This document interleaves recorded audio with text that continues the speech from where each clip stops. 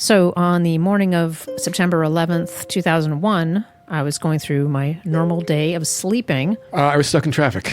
I was on the Long Island Expressway. And then the plane went by and my windows shook. And I was pissed. I was like, what are these planes flying so low and fast? And everything just stopped. Traffic just stopped. And initially said, oh my God, what a terrible accident. Let's get back in the cars and get going again. Then the phone call started and the plane had got in, and then another plane. I actually went up to my roof because I didn't quite believe this, and I saw Tower 1 and I saw a lot of smoke. I broke the law at that point and I backed off the entrance ramp because my employer had a training center right there, literally within minutes of time to getting there. The second tower imploded and collapsed, and I saw it fall. And I prayed. I said, if you let me do something about this, I promise I'll do it. My first opportunity, I got myself down there to 14th Street. When they said, go away, no volunteers till Tuesday, I was like, nope, you need me now, but you just don't know it yet. So that's how it began. You're listening to Road to Resilience. I'm John Earl. Today on the podcast, you're going to hear from two native New Yorkers who responded to the attacks of 9/11 with amazing dedication and grace. Bianca Bob Miller is a writer, filmmaker, and musician who volunteered at Ground Zero for 9 months after the attacks. In our interview, she talks about what it was like to work down there, and she also goes through some of the resilience strategies that workers used to keep going, even as they suffered from the toxic air and the psychological trauma. Next, we'll hear from Dr. Michael Crane. He's medical director of Mount Sinai's World Trade Center Health Program Clinical Center of Excellence. The clinic provides healthcare to thousands of 9/11 responders. Dr. Crane told me about what we know and, critically, what we don't know about 9/11-related illnesses, and he reflected on what he's learned from the brave women and men he's worked with over the years. Here we go. Howdy, my name is Bianca Bob. People call me B-Bob or Bianca or Bob. I'm a writer, filmmaker, musician, and I also teach a lot of that stuff, and I'm a native New Yorker as well. After she watched the towers fall from her rooftop, Bianca went to Mount Sinai Hospital to visit her father. He was recovering from surgery, completely unrelated. Mount Sinai was bracing itself for a massive influx of patients, an influx that never came, by the way, from the Trade Center. And like so many that day, Bianca wondered how she could help. So I asked a doctor, who is my dad's doctor, what if there was anything I could do to volunteer, and she looked at me and said, there's not one thing you can do. And so I kind of took that as a challenge, and I think that was the beginning of me thinking I want to get down there. But there was such an outpouring of support in the aftermath of the attacks that aid organizations completely stopped accepting volunteers. That didn't stop Bianca, though. So when I saw this sign outside of Salvation Army and it said, no volunteers, come back Tuesday, I thought, well, no, I'm not coming back Tuesday. Tonight's the night. I don't know why I thought that or why I thought I'm the badass that you need, but I just started picking up water gallons that were on the street that they were loading into a truck to bring downtown. And then I rearranged all the sandwiches and I went upstairs and made coffee for the sleeping iron workers. So it was basically 18 hours later. I think they realized that they weren't going to get rid of me, and it'd be best if they let me have a red badge and be part of this thing. Tell us about the first time you were on the site. Sure. The first night that I actually got down to the site, I think it was Saturday. And we get down there, and everything is basically sepia. There's no color. It's very dusty. It's very, it's one time it's like dark, but it's extremely bright because New York filmmakers have brought these gigantic lights to light up everything, and everything was on fire. And I'm looking at this thinking, oh my God, this is just hell. This is unbelievable that this is in my town. I had no idea what was north or south at that point.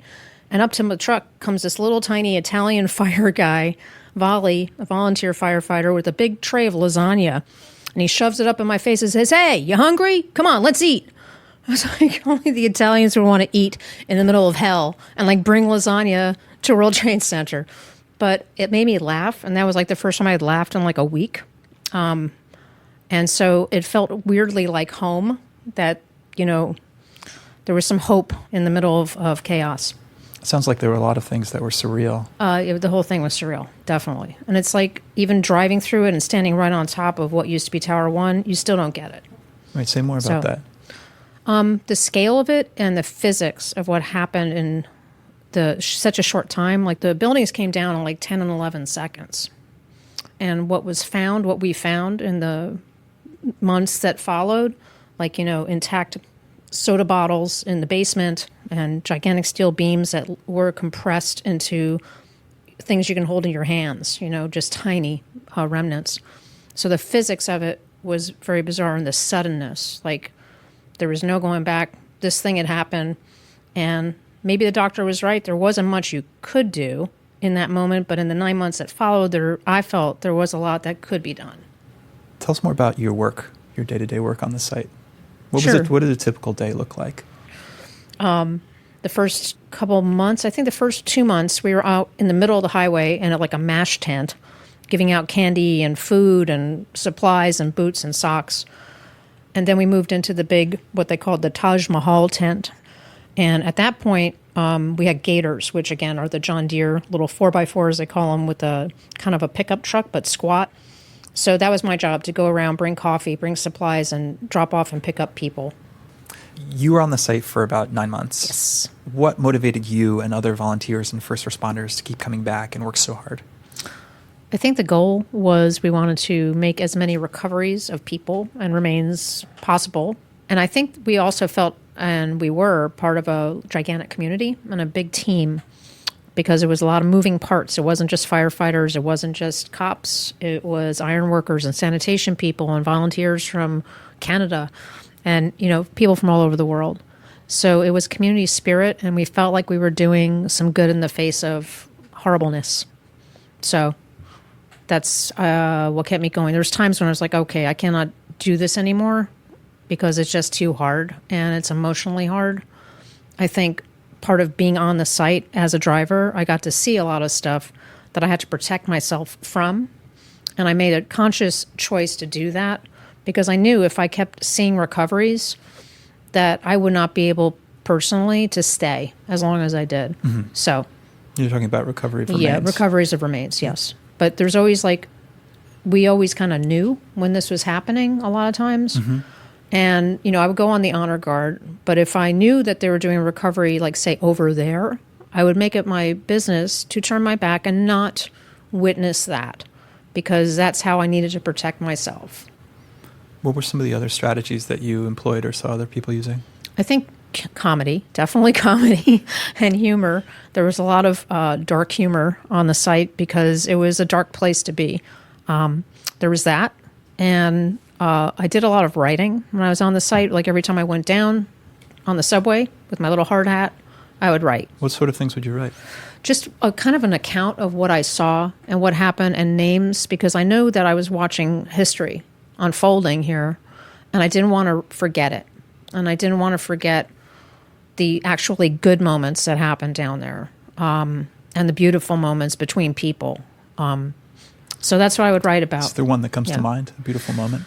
There's so many. It's really hard. It's kind of like I just can get like glimpses right now. Like I love the grandmother from Florida who drove up in her little Winnebago and somehow got past the National Guard and like parked her gear and made cookies for us and soups. And then the awesome New Orleans people who came up with their gumbo and their jambalaya in the truck and just fed us and loved us and beaded us. And I mean, it was like they made it like Mardi Gras. Because, let me reframe this, that in the middle of winter, we had a mild winter, but it kind of sucked to be down there when it was everything was wet, everything was cold, you didn't know what you're covered in, and it could get very weird and lonely, and you don't know what you're driving over either. You really don't, because the roads keep changing. It's either really blindingly bright or really dark, and so it's disorienting. But when the jambalaya truck pulls up, it's a reminder of life, It's like, here comes some life into the tent where everybody is, just trying to get by. This is a big one, but... Go for it. How do you feel that working down there changed you as a person? I think it made me more compassionate and empathetic on one level towards people.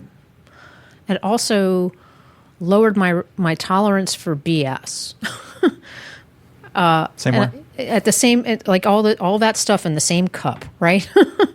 That I can be much more patient and think about people in a more rounded way and think about, Elaine Stritch says it best. Elaine Stritch said, everybody's got a sack of rocks, right? Yeah, it's like everybody's got a sack of rocks. baggage. Everybody's got exactly, yeah. Right. So maybe the goal is find out what the sack of rocks is, listen to what they say about it, and help people, you know? There's a lot of people who help people down there, and that's all we could do. So back to the original doctor who I think was trying to protect me by saying there's nothing you can do. Well, she was wrong. There's plenty that we did and that could be done, and that everybody has something to offer. So I think that was amplified for me by 9/11, and also much less tolerance for people who don't treat each other correctly, for people who lie, people who don't add to the good. I tend to not identify them as food. I just keep walking. And I think I would have given them more truck before 9/11. So what are the ways that you kind of integrate those lessons into your everyday life? Sure. Well, I've continued volunteering since then. I got the bug, right? And so that's part of my life. I took the FEMA training to be a CERT member, which is Community Emergency Response Team. I also joined the Medical Reserve Corps as one of the non-medical people because, you know, someone's got to hold the clipboard while they're doing CPR, right? That would be me. So volunteering that way has been really helpful and fulfilling to me, and it's definitely a big part of my life. I still do a lot of things with my 9/11 people and my 9/11 community. I try to help people get into the health program who maybe didn't get checked and maybe should. And that's not just, you know, people who are down there, but people who live there, like residents and students. It's important that everybody get checked. I mean, that's why we went for years to Congress to make sure that this was a reality and a safe, legal, and guaranteed thing for all of us. So I'm a big advocate for that. I want to back up to Sure. Kind of the initial days afterwards. Yeah. When did you first realize that the site was dangerous? The minute I got there.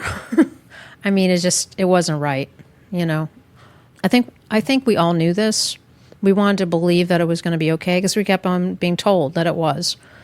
But the smell, the stuff in the air, you would see like the little maps they did of, oh, the air is good today. Look at this little map we did, and look at these air filters that we've got over here. Pay no attention to the man behind the curtain, you know. What did it smell like? It smelled like Band-Aids. A lot of times it smelled like Band-Aids. Cementy, dusty, and like burning plastic. So it was a big melange of stuff. And yeah, I think we wanted to believe it was safe, but I think in our guts we knew it wasn't. But what are you going to do? You know, were we going to walk away from it? Did you see people exhibiting symptoms? You know, coughing and other yes. things? Yeah, people were coughing and clearing their throats, and the eye problems and the nose problems and the stress problems, because there's a lot of stress. You wanted to be careful about what you say about Sure. your own health. Mm-hmm. Is there anything that you could share with us Sure, about I mean, what you experienced then or since then? You know, I struggle sometimes with throat clearing and some breathing issues and some sinus stuff, but in the big picture, I think I'm actually healthier now than I maybe was like back in the day when it happened. So, Wait, how's that? how is that? I think because I'm managing the symptoms and I'm being more mindful I see. about how I live and, you know, my choices. So I'm also actively a fan of stress management.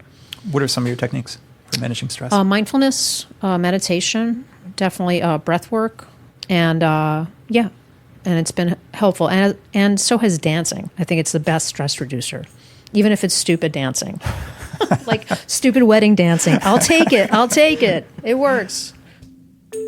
Bianca Bob Miller is a writer, filmmaker, and musician here in New York. Next, we'll hear from another New Yorker, Dr. Michael Crane. As you may recall, Dr. Crane is medical director at Mount Sinai's World Trade Center Health Program Clinic. The clinic provides free medical monitoring, treatment, mental health services, and benefits counseling to about 22,000 9/11 responders. It's the largest of its kind. When we last heard from Dr. Crane at the very top of the episode, he was standing on a rooftop in Long Island City, watching the second tower collapse in the distance. Back then, Dr. Crane was chief medical officer at a major utility company in the area. He and other occupational health specialists recognized immediately that the air at Ground Zero was potentially dangerous. Here's Dr. Crane. Looking at it come down, you first figure that it's all going to be sort of metal fragments and fiberglass and probably asbestos and other stuff. The first thing that happened, though, was we realized it was still on fire. So that is a whole different kettle of fish. You have not only the particles, but you have gases and vapors and new combustion products, which are known to be, very, very dangerous as well. Polycyclic aromatic hydrocarbons, for example. I mean, just to be clear about this, nobody knows what was in that dust cloud to this day. Nobody. Because nobody has a measurement of it. And so when you see those pictures of those people wandering through what looks like the thickest fog that London ever had or any city ever had, which is really the dust particles, covered in that stuff, that is an unknown exposure. We don't know what got into those people that day or what they breathed in or what they swallowed, even with our responders, and especially not the people who were just walking along. So it's a scary thought, and it remains scary. And it's the reason why we at the programs are really pushing for as complete an ascertainment of this population as we possibly can get. Yeah. When did the first symptoms appear? Oh, the symptoms were immediate. People choked on that dust. They're coughing and hacking. But the first guy I saw, roughly 2 weeks into the response, and is a young utility worker. He had been working down there pretty much the whole time. He had started to get this cough, and I think I gave him some medication, and he responded to it. I said, I think you're getting asthma. Let me get to the pulmonary doctor tomorrow. I think you're going to be fine. And I'm doing my doctor's stuff. And he said, you know what, Doc, thanks, but no thanks. I'm going back to work. And I said, you're not going back to work. Doc, let me tell you something. Some of my family's in there. This was not business with him. This was not a job with him. This was a personal thing to him. And I wasn't going to get in his way. So, is there a person, when you think about the heroism of that effort, that their story jumps to mind that you could share with us? My personal hero. My personal hero is Dr. Dave Prezant, the medical director of the fire department. He raced down there with all those guys. He was buried when the towers collapsed. He was pulled out. And he immediately went to work establishing superb healthcare and evaluation for his troops, for all those firemen. He wrote up the experience of the treatment of those guys, the welfare of those guys, the healthcare of those guys, and published an incredible paper in the New England Journal of Medicine, which basically created the structure and framework for everything to come in the World Trade Center Health Program. Dave is just a hell of a man, and another one of those heroes, working without regard for himself, for others. We know a lot more now than we did in the months and even the first few years after the attacks. Right. What can we say about where we sit now in 2019? What percentage of the 95,000 have an illness related to their work there? Yeah, it's a great question. So if you don't mind, I'll answer in a slightly different way, just because I know probably more about the Sinai population. So here with our roughly 20,000 people, I believe we have something like, I guess at this point it's between like 9 and 10,000 of them who have some World Trade Center related condition. So that's say 45, 40%, 50%, something like that. I've read about some of the most common illnesses, like there's GERD, there's sinusitis. Sure. Can you explain to me what it means to live with, say, GERD? What does that feel like? It ain't so nice. So a lot of times heartburn is actually a much more pronounced condition called reflux, which occurs to you at night. And you're lying there sound asleep, and the acid refluxes up from your stomach into your airways and passages, and you wake up feeling like you can't breathe. It's terrifying. Yeah. What do we know about the connection between working at Ground Zero and cancer right now? It's a mixed picture right now. We know that certain of the cancers are significantly increased in some of our populations. Those increases tend to be small, but definitely you see some spikes in some of the cancers in a variety of the papers. You see a spike in prostate here. You see a spike in one of the survivor groups in brain cancers. So you will see a variety of responses that suggest strongly that something's going on. Dave Prezant's fire department paper showed an increase in all cancers across the fire department. When you looked at A dramatic increase? no, it's low. They're all low, and that's the difference between what we see in the media and what we deal with here, right? Yeah. So the headline in the Post is cancer, and there's the picture, the terrible picture of that heroic police officer sitting there with Jon Stewart, and it is heartrending to see that, and it's real, and he's really dying, and likely that is due to world trade, but that doesn't seem to be happening yet, right? It may be in a statistically significant amount in some of the population for some of the cancers, but it's not a huge increase in cause of death. When you look at how we're doing across the board as far as living and dying, the responders are still doing a little bit better than the normal population. They're still healthy workers, and they're carrying that effect forward, right? Does that surprise you? No. It is the paradox of most occupational medicine studies that healthy workers are healthy and look healthy even after the exposure. But even that this group that you knew from the very beginning was exposed to something very dangerous, that almost 20 years later, they're still doing pretty good. Relatively speaking, I think in all of this, we officially, I have to be cautious, and I have to stick with what I know from the science. And if it's not significantly elevated, I have to live with that.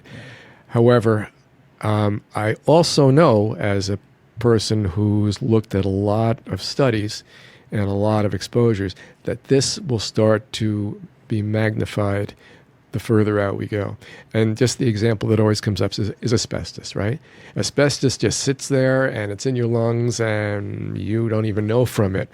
And then 25, 30 years later, you are there with a lung cancer, and people, what? That guy never smoked. Why did that happen? Now, it doesn't happen in great numbers. Even lung cancer, when you think about it, compared to heart disease and other things that kill us, is a relatively rare disease. But in a population like this of healthy workers, we're going to see it at a higher rate than we would have seen it without world trade. And that's, unfortunately, I know that in my bones. Yeah. When are you expecting that? How many years from now do you think we might start to see that The spike? number for me has always been at past 20. That's 20. Okay. So we're creeping up on 20 now. And yes, we'll start seeing it now. I mean, again, it's not going to be, all of a sudden we're seeing all these positive X-rays, but it's certainly going to become a more significant morbidity for our population. Yeah. By the way, I think we can cure a lot of those. I think we've improved with our screening.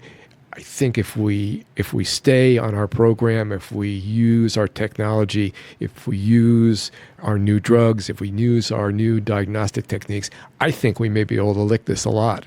But we really have to be on our toes now and going forward for that one. We have the ability to beat it. We just got to have the opportunity.